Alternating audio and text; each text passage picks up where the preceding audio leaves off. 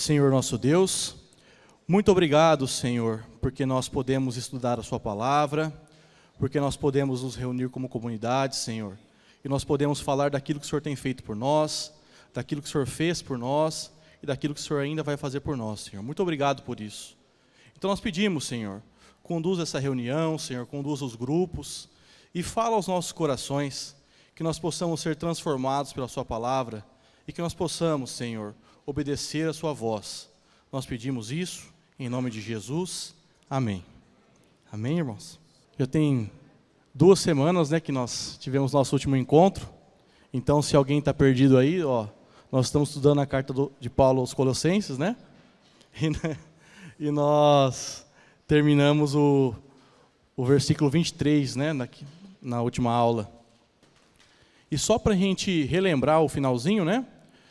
Paulo, ele termina no verso 22 de falar sobre a grandeza de Jesus, da morte e ressurreição de Jesus, e como isso se aplica a eles como corpo de Cristo, né? Como isso se aplica aos colossenses e a nós como corpo de Cristo. E aí ele passa no verso 23 a falar de maneira mais pessoal, né? Se referindo ao seu chamado como ministro do Evangelho. Então é aí que nós paramos. E Paulo ele vai continuar, nesses versos que nós leremos hoje, a falar sobre isso. Né? Ele vai falar sobre o seu ministério, sobre o sofrimento e a luta da missão apostólica, e sobre a manifestação do mistério de Deus no Messias. Então esses são os 2 pontos principais que nós iremos tratar hoje. Né? Que nós vamos tratar tanto aqui nessa aula, quanto nos grupos.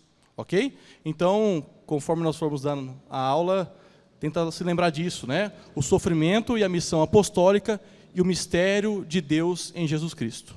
Eu dividi a aula, né, até o final do capítulo 1 e depois eu vou tratar do capítulo 2, do verso 1 a 5. Então vamos ler aqui a partir do verso 24. O apóstolo escreveu o seguinte: Agora, alegro-me nos meus sofrimentos por vocês e completo no meu corpo o que resta das aflições de Cristo, em favor do seu corpo, que é a igreja. Dela me tornei ministro de acordo com a responsabilidade que me foi dada por Deus, para apresentar a vocês, de modo pleno, a sua palavra, o mistério que esteve oculto durante épocas e gerações, mas que agora se manifestou a seus santos. A estes, Deus quis fazer conhecida a gloriosa riqueza deste ministério entre os gentios, que é Cristo em vocês, a esperança da glória. Nós o proclamamos, advertindo e ensinando cada um com toda a sabedoria, para que apresentemos todo homem perfeito em Cristo. Para isso eu me esforço, lutando conforme a força dele, que atua poderosamente em mim. Amém. Paulo, no verso 24, ele começa dizendo: Agora, alegro-me dos meus sofrimentos por vocês e completo no meu corpo o que resta das aflições de Cristo. Nós acabamos de falar na última aula sobre a suficiência de Jesus, sobre a obra de Jesus, sobre aquilo que ele fez, né? Sobre aquilo que ele construiu no cosmos, sobre como ele redimiu todas as coisas, sobre como ele é poderoso e sobre como ele é suficiente para nós. Né? Jesus é suficiente, ele não precisa de mais nada. Nós dissemos isso nas últimas aulas. E agora aqui Paulo está falando, olha, eu completo no meu corpo o que resta das aflições de Cristo. Talvez, se nós pegássemos só esse verso, nós poderíamos pensar, está faltando algo para Jesus? Será que a obra redentiva de Jesus, a sua morte, ressurreição e ascensão, não foram suficientes para nós? Não foram suficientes para nos salvar?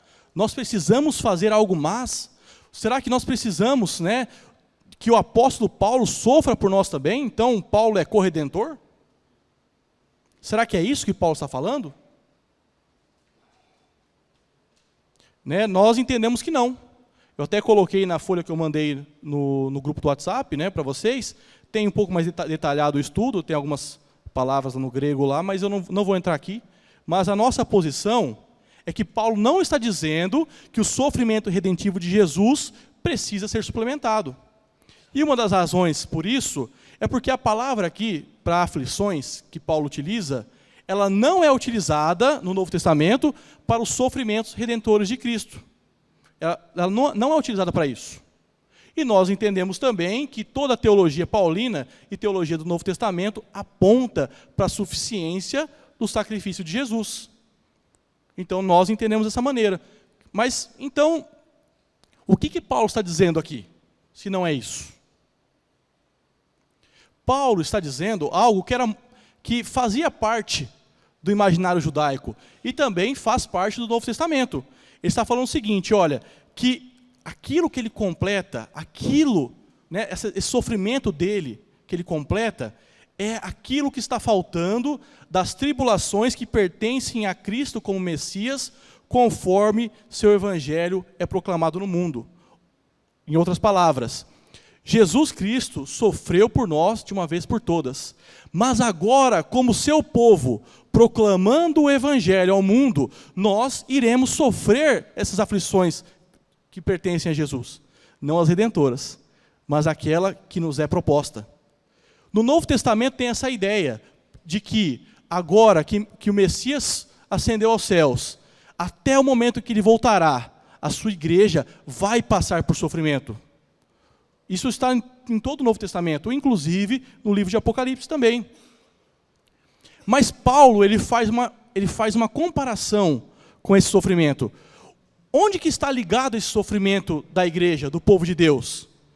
Esse sofrimento está ligado na própria missão que nós compartilhamos com o Messias crucificado nesse mundo. Então, por que nós sofremos? Nós sofremos porque nós estamos cumprindo a missão. E é isso que Paulo está falando. Ele completa as aflições de Cristo porque ele está cumprindo a missão. Mas isso não fica nas palavras de Paulo apenas, porque Jesus já havia falado sobre isso aos seus discípulos. Jesus mesmo disse isso quando os chamou, e disse isso também a muitas outras testemunhas, quando ele disse: eu lhe disse essas coisas para que em mim vocês tenham paz. Neste mundo, vocês terão aflições. Contudo, tenham ânimo, eu venci o mundo. Ou quando ele disse, eu os envio, olha o contexto de missão, eu os envio como ovelhas no meio de lobos. Ou quando ele diz, olha, por minha causa, vocês serão traídos até por seus pais, irmãos, parentes e amigos, e eles entregarão alguns de vocês à morte. Todos odiarão vocês por causa do meu nome. Então, Paulo está fazendo um eco de Jesus aqui. Aquilo que Paulo é chamado a fazer, esse cumprimento da missão que move o apóstolo Paulo, o leva a esse sofrimento. O apóstolo Paulo, um judeu de grande prestígio em seu tempo, após reconhecer o Messias, após ser encontrado por Jesus, foi preso, ele estava preso nesse momento, apanhou, várias vezes quase foi morto, sofreu perseguições, passou necessidade e por fim foi morto. Única e exclusivamente por conta da sua missão de proclamar o Evangelho de Jesus Cristo. Quando o apóstolo Paulo escolheu seguir a Jesus, ele escolheu passar por esse sofrimento. E é esse sofrimento que o apóstolo Paulo está chamando as pessoas de Colossenses. E é esse sofrimento que o apóstolo Paulo está nos chamando a participar. Nós precisamos ir de encontro a esse sofrimento por causa da missão. Esse sofrimento, irmãos, é muito importante nós diferenciarmos dos sofrimentos da vida. Porque é o seguinte, às vezes, nossa vida, nós sofremos mesmo. Às vezes nós sofremos porque nós não estamos bem no casamento, nós sofremos porque nós estamos com problemas financeiros, Nós sofremos porque nós temos problemas em casa, nós sofremos porque nós temos vários problemas, né? Nós sofremos porque algumas doenças nos alcançam e alcançam os nossos. Então existem esses sofrimentos. E esses sofrimentos nós devemos evitar. Nós devemos fazer o máximo de esforço para evitar esse sofrimento. Né, o apóstolo Paulo, né, a falar do pessoal que era escravo naquela época, diz, olha, se você pode comprar a sua liberdade, compre. Se você pode ter um emprego bom, tenha. Se você pode ter um casamento melhor, tenha. Se esforce por isso. Então, não são esses sofrimentos da vida comum, do dia a dia, ou os sofrimentos que nos acometem por conta do pecado, por conta da queda, que o apóstolo Paulo está falando. Não é esse tipo de sofrimento que nós devemos ir atrás. Não é esse sofrimento. É um sofrimento muito específico. Como eu disse, é o sofrimento por conta da missão, tá? E é um sofrimento por conta da missão em favor do povo de Deus. É em favor da igreja que Paulo sofre. É essa missão que Paulo sofre. Mas tudo bem. Hoje nós não sofremos esse tipo de perseguição ainda, né? Mas qual tipo de sofrimento seria para nós hoje? O John Stott, ele cita alguns desses exemplos de sofrimentos que nós devemos enfrentar hoje. Ele diz, pode ser a morte do conforto e comodidade, pode ser a separação do lar e dos parentes, a morte da ambição pessoal ao renunciar à tentação de ascender profissionalmente. Pode ser se contentar e permanecer no ministério servil e humilde. Dessa e de outras formas, nós somos chamados a morrer para que haja uma vida de frutificação. Em outras palavras, olha, nós sofremos, né, de certa maneira, porque nós vivemos com menos recurso do que nós poderíamos viver, porque nós contribuímos para a missão. Ou porque nós não conseguimos ver o nosso irmão passar fome do nosso lado. Então nós economizamos, nós deixamos de gastar conosco para abençoar o irmão. Nós sofremos as dores das relações com os irmãos. Nós sofremos quando lideramos células. É esse o chamado que Deus tem para nós, que o apóstolo Paulo está fazendo. Olha, né, às vezes a gente pensa, olha, liderar célula é difícil. E é difícil mesmo. Mas o apóstolo Paulo nos chama a sofrer pelo corpo. Ou quando nós recebemos essas células em nossas casas. Ou quando nós deixamos o lazer de lado e ficamos menos tempo com a nossa família para trabalhar na vida dos irmãos. Ou quando os irmãos, o pessoal do Atos, saem de casa quarta-feira à noite para servir pessoas que não podem oferecer nada a eles. É esse tipo de sofrimento que nós podemos atravessar. É esse tipo. São sofrimentos que fazem parte do nosso convívio, né? Que às vezes nós não queremos, que às vezes a gente não se envolve, porque a gente até se defende, mas eu já sofri tanto, né? Eu quero paz, né? Esse povo dá trabalho.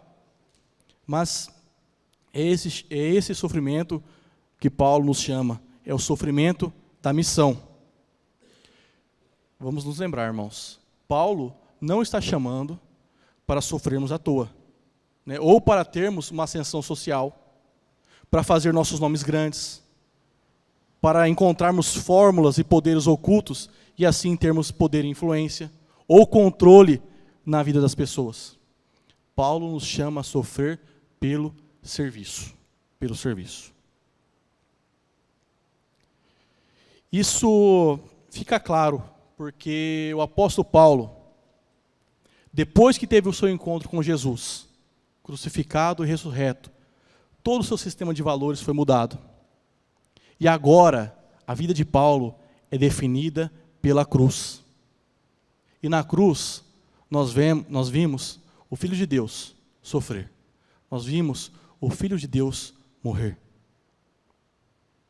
E essa cruz, que chama o apóstolo Paulo e nos chama, ela não diz apenas para que nós soframos por Cristo.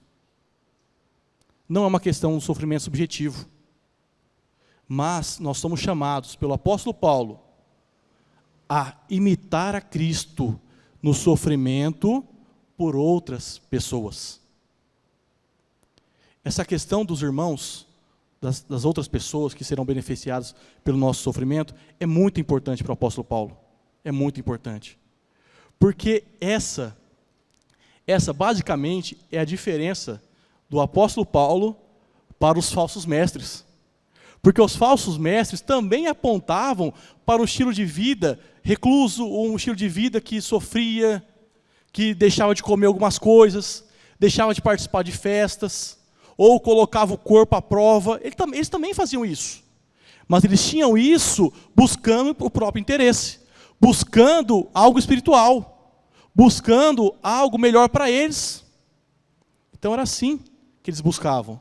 Mas o apóstolo Paulo está dizendo o seguinte: olha, a verdadeira perfeição espiritual envolve buscar o melhor para a comunidade e não para si mesmos. Não para si mesmos. Mas parece que tudo é triste, né? Tudo é sofrimento. Mas o apóstolo Paulo diz que ele se alegra. Ele se alegra nesse sofrimento. Por quê, irmãos? Porque nesse contexto de missão e de sofrimentos, em favor dos outros, nós podemos ser felizes e completos. Porque só na nossa missão nós encontramos nossa verdadeira identidade. Porque na missão, nós compartilhamos os sofrimentos com Jesus. Nós compartilhamos isso. E na missão, nós temos muito mais significado para nossas vidas do que quando nós buscamos apenas os nossos desejos e ambições egoístas. Você percebe que quando nós vivemos para nós mesmos, nós sempre queremos algo mais. Nada está bom. Você busca algo e depois aquilo já não satisfaz. Mas a missão satisfaz o verdadeiro discípulo de Jesus. E este né, é o tom da nossa aula de hoje, que nós vamos tratar agora nos próximos versículos. Os falsos mestres parecem estar propondo um tipo de espiritualidade totalmente individualista e desencarnada, que despreza a vida comum e o outro, em busca de um conhecimento especial que só pode ser obtido por alguns, após muito esforço, e que a partir disso exercem poder e influência sobre outros. Paulo até agora já começou respondendo que o outro deve estar no centro da nossa espiritualidade e que o seu esforço é para abençoar a igreja. E nós vamos ver como Paulo continua a responder esses pontos mais para frente. Paulo continua no versículo 25. Dela, né, da igreja, me tornei ministro de acordo com a responsabilidade que me foi dada por Deus, para apresentar a vocês de modo pleno a sua palavra. O mistério que esteve oculto durante épocas e gerações, mas que agora se manifestou a seus santos. A estes, Deus quis fazer conhecida a gloriosa riqueza deste mistério entre os gentios, que é Cristo em vocês, a esperança da glória. Mais uma vez aqui, o apóstolo Paulo, ele fala que ele é um ministro para a igreja. O chamado dele, a vocação dele é para a igreja. E no caso aqui é para a igreja universal. Nós já falamos sobre isso, né? É para a igreja, toda a igreja. Então por isso que ele deveria ser ouvido por essa igreja. E ele faz uso aqui de um vocabulário que provavelmente também era utilizado pelos falsos mestres, né? Por essa religião de mistério, que é plenitude e mistério. Porque eles buscavam essa plenitude através de coisas misteriosas, né? De coisas que não eram racionais. Eles buscavam isso. Eles buscavam ser plenos.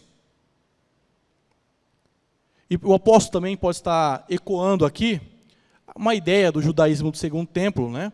Que já havia esse interesse em descobrir coisas místicas, em descobrir verdades escondidas sobre Deus, sobre o céu e sobre a sabedoria. Tudo isso, né? Claro, através de profecias e revelações espirituais. E o apóstolo Paulo está usando esse vocabulário que eles já conheciam. E está dizendo, olha, realmente, existe uma verdade que nos estava escondida e ela foi recentemente revelada. Mas essa verdade não pertence a uma elite espiritual ou sacerdotal. E essa verdade é o mistério de Cristo em nós. É isso que o apóstolo Paulo está falando. Olha, a realidade espiritual, aquilo que vocês buscavam é Cristo está em nós. Cristo está em todos nós. Ele foi revelado a nós e está em nós. Geralmente, o apóstolo Paulo utiliza nas suas cartas a ideia de que nós estamos em Cristo, mas aqui ele faz ao contrário. Olha, Cristo está em vocês.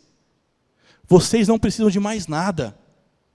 Não existe a necessidade de irmos aos céus para receber um tipo de revelação ou sabedoria secreta de Deus. Por quê?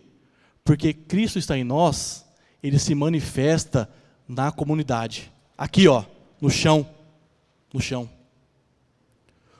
O Dr. Nidhi Gupta, ele vai dizer que, embora a filosofia sedutora promovesse visões místicos celestiais para aprender os mistérios da sabedoria divina, o segredo estava aqui na terra o tempo todo, onde o Espírito de Cristo habita com a comunidade dos crentes para capacitar a sua vida comum e sua obediência cruciforme. Aqui ele trata um ponto muito importante, irmãos, que é essa revelação de Jesus. Ela nos capacita para viver uma vida diante dele. Uma vida comum, em obediência, como Jesus foi obediente. Então esse é o ponto da revelação para nós. E Paulo continua no verso 28. Nós o proclamamos, advertindo e ensinando cada um, com toda a sabedoria, para apresentarmos todo homem perfeito em Cristo. Paulo utiliza aqui toda a sabedoria e todo homem perfeito em Cristo. Percebe que Paulo, ele apela para essa universalidade. Olha, o evangelho pode e deve ser pregado a todos. Todos. Não existe uma elite espiritual, não existe. É para todo mundo. Se Cristo está em todos nós, todos podem conhecer a Jesus. Todos podem ser transformados. Todos podem ter comunhão com Deus. Isso acontece provavelmente porque esses falsos mestres estavam dizendo que essa salvação ou espiritualidade, só pertencia a alguns mestres, algumas poucas pessoas espirituais e iluminadas. Mas Paulo, ele diz que é para todo mundo. Todo mundo. Paulo, ele diz que a missão dele é apresentar todo homem perfeito em Cristo. Aqui, irmãos, Paulo utiliza perfeito, e o termo aqui, alguns vão debater sobre isso, algumas traduções vão dizer maduro, outras vão dizer perfeito, e vão dizer que perfeito é demais para o termo que Paulo usou, e maduro é de menos. Porque às vezes quando a gente ouve perfeito na Bíblia, fala assim, olha, que nós devemos ser santos, ou que nós devemos ser perfeitos, a primeira coisa que nós dissemos é, não, mas somos pecadores, eu não vou ser perfeito, eu não posso ser perfeito. Mas então, o que Paulo está dizendo aqui? Paulo está dizendo, no sentido assim, uma palavra mais próxima que a gente pode pensar e utilizar, é irrepreensível. Então, o trabalho que Paulo exerce, a missão de Paulo, é para que todo homem seja ensinado, com toda a sabedoria, para ser irrepreensível. Irrepreensível. E o que é irrepreensível? É alguém que vive uma vida no poder do Evangelho e com integridade diante de Deus, mesmo com as suas lutas e os seus pecados. É por isso, nós temos na Bíblia, quando Noé foi considerado íntegro, quando Deus diz isso sobre o próprio Israel. E um exemplo mais próximo a nós, né, não sei se vocês conhecem o Dr. Russell Shedd, que já faleceu, mas a filha dele, né, tem uma frase, que não sei se é dela, mas se não for, né, que seja, né, mas que exemplifica muito bem essa ideia. Diz o seguinte, olha, sei que papai tem pecado porque a Bíblia diz que todos pecaram, mas eu nunca vi meu pai pecar. Ou seja, ele, mesmo com os seus pecados, vivia uma vida irrepreensível. Vivia uma vida íntegra diante daquilo que Deus o deu, né? E provavelmente Paulo está usando isso por quê? Porque os falsos mestres estavam prometendo esse tipo de perfeição. E Paulo está dizendo, olha, essa perfeição, né, essa integridade é para todos, por meio do Evangelho, por meio do poder do Evangelho. Mais uma vez, é para todos. Não existe uma elite espiritual. E Paulo, ele continua, para isso eu me esforço, lutando conforme a força dele, que atua poderosamente em mim. Paulo, mais uma vez, se esforça pelo outro, para que Cristo seja formado no outro. Olha a missão paulina, que coisa linda. Para que Cristo seja formado no outro. Paulo preso, talvez considerado fraco, está dizendo, olha, eu estou lutando, para que Cristo seja formado em vocês. E aqui também, né, pode parecer um tom de ironia do apóstolo, que está dizendo, olha, vocês estão preocupados com uma espiritualidade vazia, preocupados consigo mesmos, com alcançar sei lá o quê. E eu estou aqui preso, vivendo em favor das pessoas. Então não percam tempo com isso. Viva em favor das pessoas. É isso que o apóstolo Paulo está dizendo. E ele vai continuar agora, que nós vamos entrar no capítulo 2.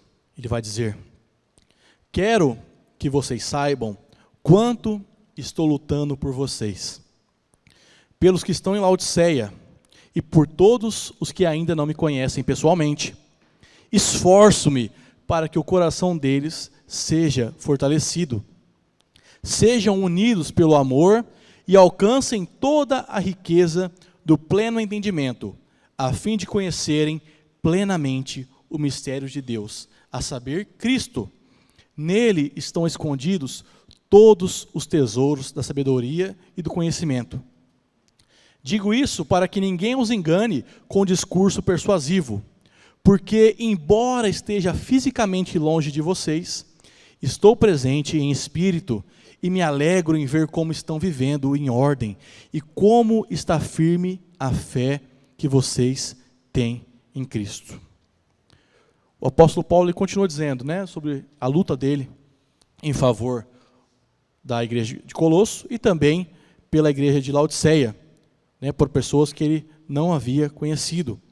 Mas aqui no verso 2 que tem algo interessante, né, que Paulo desenvolve, que ele vai dizer o seguinte, olha, sejam unidos pelo amor e alcancem toda a riqueza do pleno entendimento, a fim de conhecerem plenamente o mistério de Deus, a saber Cristo. Paulo está falando da sua luta, Paulo está exortando quanto aos falsos mestres, mas por que será que ele fala sobre união pelo amor? Por que será que ele coloca isso? Será que isso tem alguma coisa a ver com a heresia que Paulo está lidando? Olha, eu acredito que sim, que muito provavelmente tem a ver sim. Inclusive, me parece que Paulo está ecoando 2 Coríntios, quando ele fala sobre as próprias experiências espirituais e o que isso gerou nele, para que ele não se orgulhasse. Então, o que pode estar acontecendo aqui, irmãos, nessa igreja? Olha, as pessoas estão buscando essas experiências e revelações espirituais, e com isso, gerando nelas arrogância, e buscando promoção pessoal. Logo, gerando elitismo, que pode acabar gerando raiva, ciúmes e ganância nos outros. Paulo está dizendo, olha, Jesus Cristo gera unidade e amor no meio do seu corpo. Se aquilo que vocês estão fazendo, se essa busca e espiritualidade que vocês estão lutando e trabalhando gera isso, será que realmente vem do Senhor? Será que realmente é obra de Jesus? Então, me parece que Paulo está lidando com isso. E Paulo continua.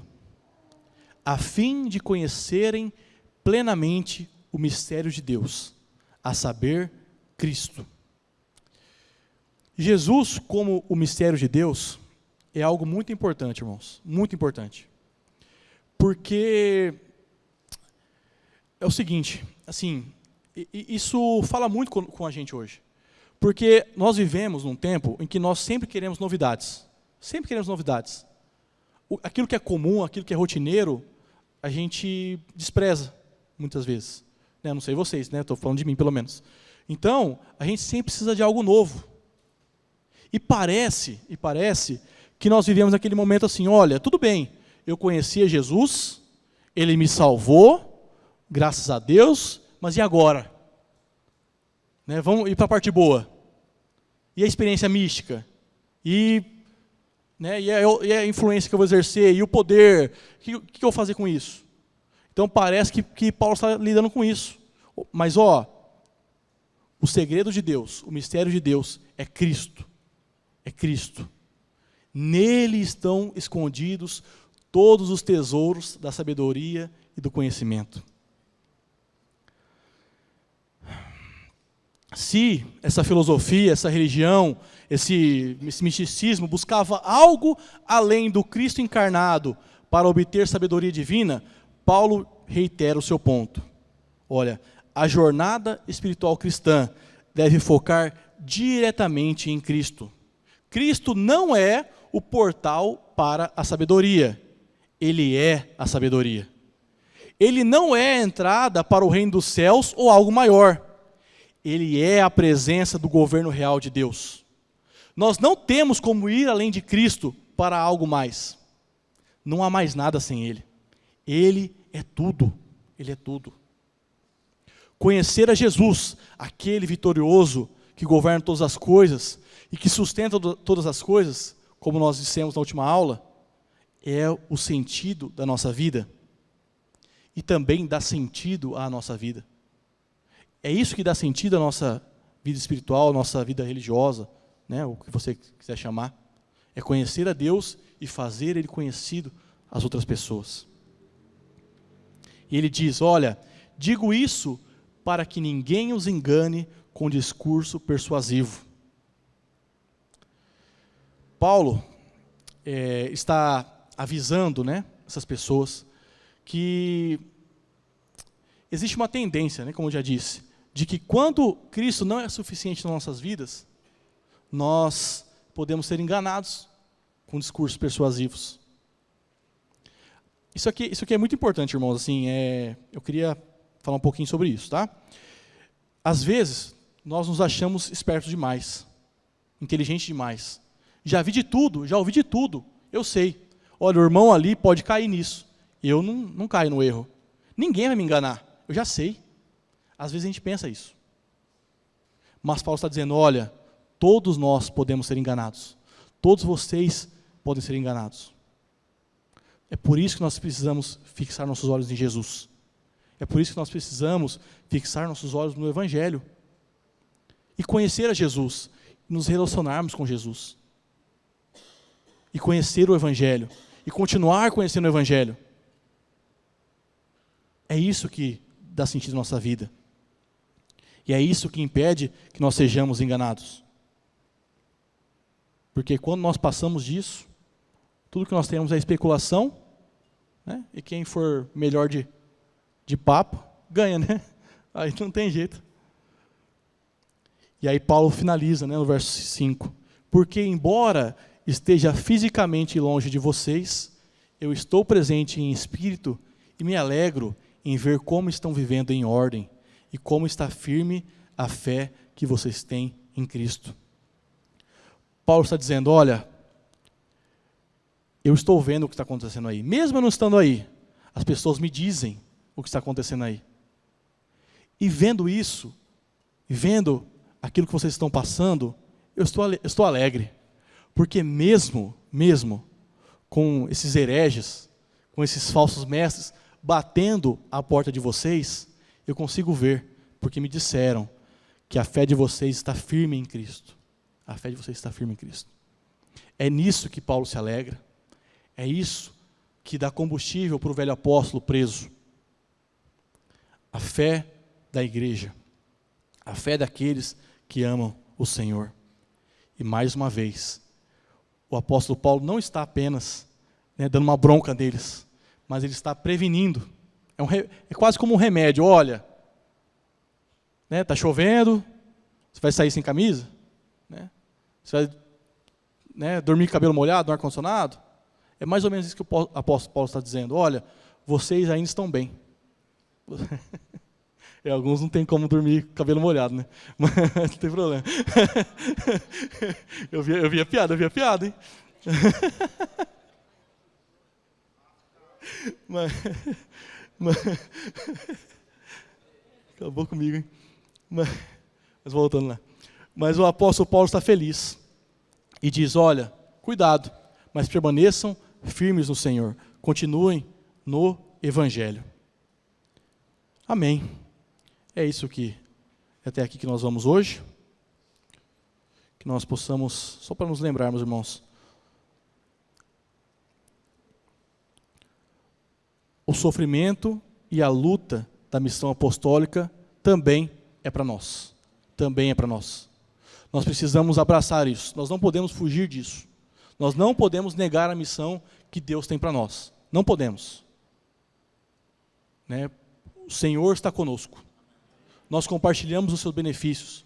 Nós compartilharemos as suas dores. E um dia nós estaremos com Ele. Mas nós precisamos ser fiéis com Ele, nesse sentido. Não estou falando que nossa salvação depende disso, tá, irmãos? Se ficou mal entendido agora com a minha fala, mas não é isso não. Mas nós precisamos estar com o Senhor. E nós precisamos entender que aquilo que Deus tem para nos revelar está em Cristo. É Cristo. Cristo é a revelação final de Deus. É isso que o apóstolo Paulo nos ensina nesses versos. Amém?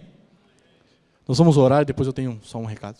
Senhor nosso Deus, muito obrigado, Senhor, porque o Senhor compartilhou vida conosco, porque o Senhor nos alcançou, Senhor, e porque o Senhor nos amou. Muito obrigado, Senhor, porque o Senhor se revelou a nós, e nós o recebemos. Muito obrigado por isso, Pai.